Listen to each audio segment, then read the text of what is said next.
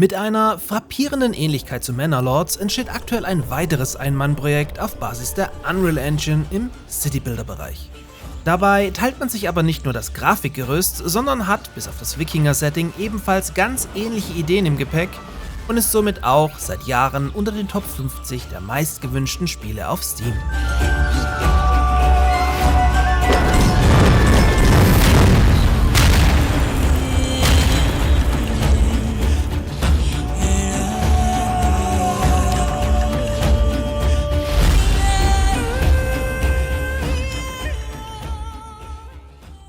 Der Viking City Builder spielt, wie der Name schon suggeriert, in der Zeit der Wikinger, in welche diese Europa in einem groß angelegten Eroberungsfeldzug überziehen.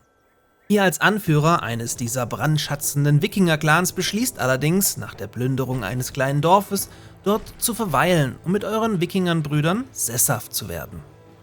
Das Spiel beschreibt sich dabei selbst als klassisches Städtebauspiel mit draufgepackten Echtzeitstrategieelementen und könnte somit auch Siedlerfans hellhörig machen.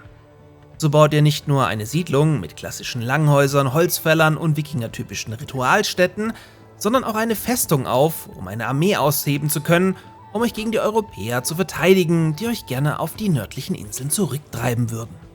Der Wirtschaftspart soll dabei durchaus komplex sein, sodass ihr auch auf die Jahreszeiten aufpassen müsst und euch entsprechend auf kalte Winter vorbereitet. Auch Werkzeuge sollen hergestellt werden müssen, sowie Feuerholz gesammelt und Felder bestellt werden. Als Gameplay-Kniff bietet der Viking City Builder dabei Raubzüge, durch die ihr andere Dörfer und Ländereien überfallen könnt und somit an deren Ressourcen kommt. So lassen sich die kalten Winter, für die ihr nicht gut genug wirtschaften konntet, überbrücken, indem ihr das Fehlende einfach von den anderen auf Wikingerart übernehmt. Echtzeitkämpfe mit Belagerungswaffen, Formationen und Mauern zum Einreißen sollen dabei keine Wünsche offen lassen, weshalb ihr, wie es sich für einen echten Wikinger gehört, auch zu See agieren könnt.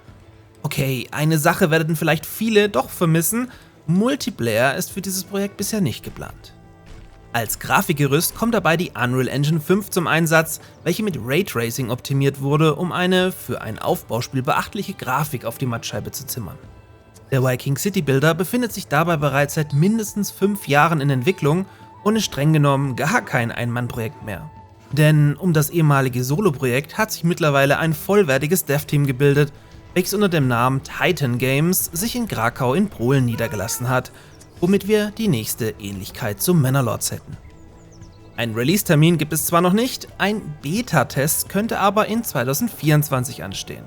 Das Spiel soll ebenfalls via Early Access starten und euch noch davor mit einer Demo überzeugen. Das ist aber alles noch Zukunftsmusik. Ich werde mich auf jeden Fall mal dranhängen und weiter berichten, sobald genauere News eintrudeln. Daher gerne Abo dalassen, damit euch diese dann auch erreichen können, und bis zum nächsten Mal.